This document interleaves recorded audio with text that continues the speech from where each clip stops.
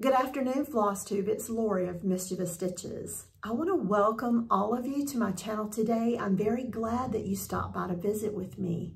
I've been a very busy bee today. I have achieved some of the goals I set for myself in last week's video. I shared with all of you a piece that I had recently finished and kind of laid out some plans I had for fully finishing the piece, as well as some project bags. So I'm going to share those with you now. So I'm going to share with you my finish on Turkey by Darling and Whimsy. I started and finished this piece at a 24 hours of cross-stitch event and held at Barefoot and Needlearts in Surfside Beach, South Carolina a couple of weeks ago. And I was trying to figure out, I knew I wanted to use my wool. I have a few little small pieces for finishing pillows and things. And I share with you the different colors I had. And this is unanimously, everyone said that they liked this orange and rust colored plaid. And I think it worked very well. So then I didn't want just the normal finishing type, so I tried something new for me, and so I sewed Turkey, which I call Giblet. I sewed Giblet face down onto a piece of the wool, and then after I had secured him, I lightly pulled him away from the wool backing, and I snipped the wool and an X on the front, and then folded the flaps back. Can you see that? And then those tips are secured within the seam of the pillow. I really like the way it turned out. Like I said, it was new for me, and it was easy just to secure those little tabs into the seam other than just sewing them. And then I used some walnut buttons that I had picked up at a local festival some years ago and sewed them on, secured them with some wool thread. And this is a nice rust colored thread that I picked up. And I did find that as even sewing the closure where I stuffed the pillow with this, that I couldn't tug on it because it is a natural fiber, so it would separate or it would begin to fray. So I started using smaller lengths so that I can secure the button. And then with these buttons, because they are, again, they're made from walnut shells, 3 of them I could secure easily just as a button, because there's little notches on the inside piece here, as you can, I hope you can see. So it kind of lays within those notches, and I can secure it so it doesn't move unless I try to move it. But this particular one did not have that. So you had notches on the top and bottom. So you can see there's one random thread there, because I could only either attach it here and here, or I decided just to put one lonely thread into the grooves of the black walnut shell and secure that to the back. And then this shell here, I hope you can see, again, I can see some of the polyfill shining in the light, the polyfill filaments. But with this one, there's another one. Okay. This one was more on the edge of the walnut, the black walnut, when it was cut. And so the side, as you can see, is not straight. It's bowed in from the top edges, and that was different as well because it wanted to, of course, lay onto those edges. But overall, I just kind of let those little nut buttons do their thing, and for the most part, they're laying where I placed them, but in their own little way, and I love how it turns out. It was a new type of finishing, pillow finishing for me. I didn't stitch, the last one I made, I stitched, I'm sorry, not stitched, stuffed. I stuffed it within an inch of its life. I mean, I just stuffed too much. It was too perfectly filled. And so this one, I didn't want to make the same mistake. I did not use any walnut shells in this one. I did just use polyfill, and it is a little lumpy bumpy. And I can tell you, I see exactly where I stuffed it, and I used, again, the wool thread to do that. And because I did and could not snug it nicely as I would with a polyester or cotton thread, that it didn't close as nice as I would have liked. Another polyfill filament. But overall, I'm pointing out the flaws. I want to point out the positive of this. I love the way it turned out. I love the wool, so thanks for all of you that gave me your opinion on the wool color that you liked. I love that I'm finally able to use these buttons I've had for a while. Great finish. The other thing I shared with all of you that I was going to start Pumpkin King. I did not get him started. I didn't want to start him until I got the project bag finished. But again, this is Pumpkin King Nutcracker by Satsuma Street, and here are his colors. And he is going to be, and there's my hair. Filaments and fibers and hairs, beware. Okay, so here is the Pumpkin King, and here are the colors. And I thought I had some of the more, say, cardboard box colored perforated paper, but I only had this one. And I thought about maybe spray painting it, not painting it with the paint with a dark, but I'm just gonna go with this one. If I really don't like it, I may just restitch it, but here are the colors. And I'll show you the bags I made. So back in August, I picked up this Halloween fabric to make a bag, and I thought at the most I could get 2, and I can actually, with the envelope pouch, get 3. I bought 2 different fabrics, and of course the interfacing for them, but I was able to get 3 bags in this envelope style out of this. So here it is. There's the outer fabric, and then the inner fabric is just what you see here, just some orange polka dot. And man, is that light bright shining through there. You can see every eyeball. I just thought it was a cute little fabric for Halloween, and my Pumpkin King is going to nest in it. But if you've seen some of my more recent videos on some of the bags that I've finished, I also put a tassel in one of the edge with some of the remnant fabrics as I sewed them together. So I also put some of the plastic snaps on there, so I want to do that, and I may do that up in my stitch room this evening, and that will fully complete these bags, but they can be used now, and I'm actually going to stick Pumpkin King in there right now.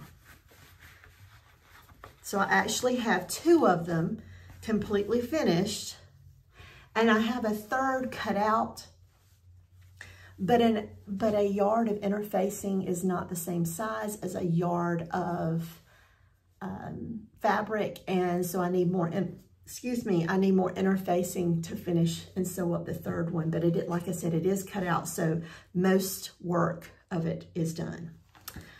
I don't remember if I shared this with you when I come back from the 24 hours of cross stitch event, but I finished up Turkey, and there was another young lady there, Julie, who had been stitching the Darling and Whimsy patterns for a while, and she did not have Turkey.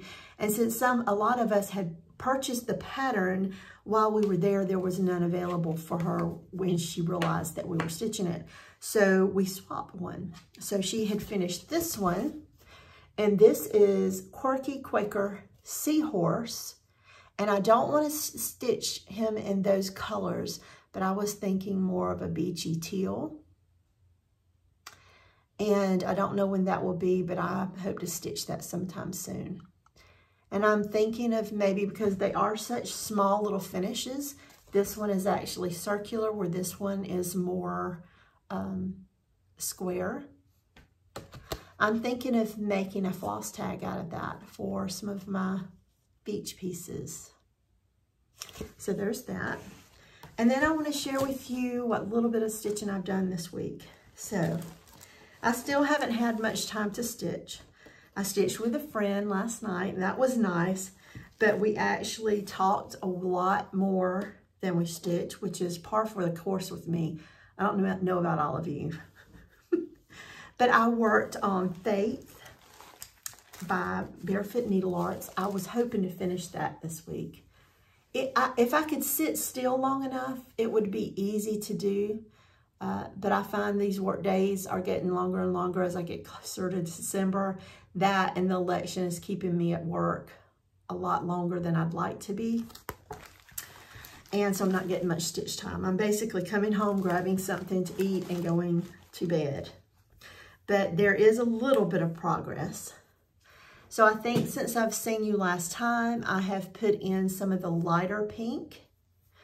And I have put in more of the ship's wheel here. And that's about it. So not a whole lot if you look at the pattern. I'm halfway. Definitely halfway, but I just need to sit still long enough. So I'm going to add this on again to my goals for next week. I do want to make a start on Pumpkin King and finish this one. And then I had a friend several weeks ago. She sent me a goodie bag. And it was my favorite goodie bag of my favorite designer. So I want to share those pieces with you. And I was so happy to get this package in the mail. So Lottie Da, I absolutely love her patterns. Some of these I do have. There were a couple I did not have at all. And I am just tickled pink. So this is Lottie Da Alphabet, and I did not have this one.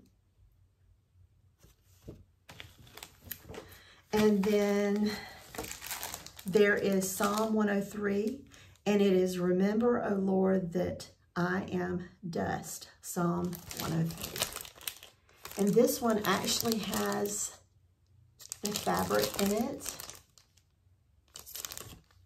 And there's fabric as well with the alphabet. That was sent as well. And I just noticed there's actually threads in here too. So the threads and the fabric. Oh, Alice, I'm so thankful. And then here's a Miss Mary Mac. We used to love to sing this song in the schoolyard when I was a little girl. With the hand game. You remember the hand games that you would play? Group of 4 girls and you, anyway. I always enjoyed that, but this is one of the songs that we would sing. Miss Mary Mac, Mac, Mac. And then Peaceful Ways. I had not seen this one, and it says, Oh, gentle words and peaceful ways.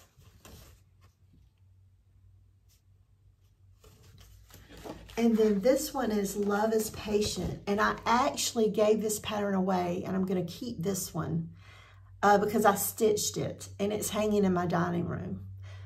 My mother always had this hanging in her kitchen, and it was, of course, not this pattern, but it was a different version that she had purchased, and it was always hanging in our dining room when I was little. So now it's hanging in mine. And then there was another one, and this looks like a kit, so I don't know if it was a class or what have you. I'm trying to see. So it's a spring needle keep and bob. And I guess this is maybe the template to how it should look. So it has everything inside, the threads, the fabric. And this must be how it will look when it's finished. And then you open it up. That's going to be an interesting finish. And again, it's a kit. But there was one that was in here. Oh, excuse me, I dropped this. There's one that's in here that I had never seen. And it had the fabric, and I went ahead and ordered, excuse me just a minute. There was a little bit of cut in the Ziploc bag. And okay, there we go. So I decided to kit this one up. So I got the overdyed threads. It come with the fabric, and this is Pure of Heart. And it says, Blessed are the pure of heart. And this is the design. And it's much brighter than the fabric. But let me get the threads because I picked those up. So it is a bright design. And there's only 5 colors, and they're all week style works that they're gonna pop on this fabric. Yep. I'm trying to fan them out and hold the pattern in the fabric, so hold on with me. There you go. I love it, I love it. So I had that in a project bag ready to go. And stored away with these patterns, there's a couple of other things I had picked up. I had made an order for and I had forgotten about. So I'm going to share those with you too. So let me stick these back in this envelope so that I don't forget them.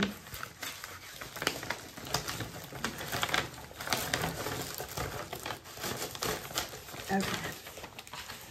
So at the Barefoot Needlearts retreat, the first part of October, my table mate got this piece as a gift from another stitcher from the Smalls Exchange, and she stitched it on a larger piece of perforated paper than what's called for in the packaging, and made it into a Christmas ornament. I thought it was gorgeous. So this is Holiday Flamingo. And his little legs are made, they're beaded. And they're just the cutest things. And they're made with the, are they bugle beads? The longer cylindrical beads. But anyway, it was just a cute little design. And like I said, it wasn't on a, I wouldn't assume that it's on a 14 count. I think it's on a higher count because he was probably about that long without his legs. So I love it, and I just went right out and bought it.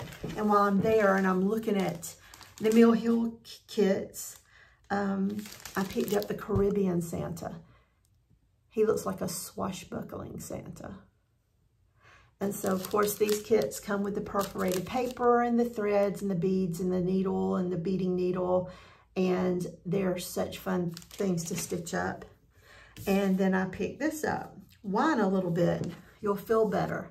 So this is an older Lizzie Kate. I was looking for a different one that I had seen many years ago, and I thought it was by Sue Hillis, but I didn't see it. And I just wanted to stitch one of these up to put by my wine rack in the kitchen.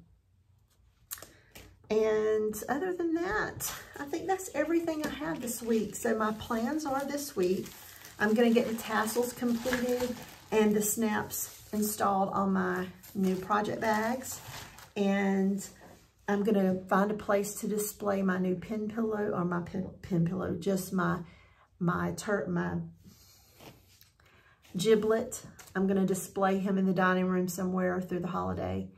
And I really do wanna finish Faith so that I can go in hard and heavy on Horrorville. So I did make a start on that, and I shared that with you last weekend, but because I've been trying to focus on Faith and get it finished, I have not worked on it anymore. So my goal this week is, again, it's gonna finish up completely those project bags, finish up Faith, and then at least put a few stitches in both Horrorville and the Pumpkin King. So until next weekend, I hope everyone has a lovely, lovely time.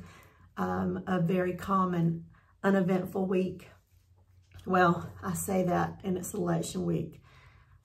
No, I stick with what I said. A calm and uneventful week that you enjoy yourself and find some peace this week. And until next time, hugs and stitches. Bye-bye.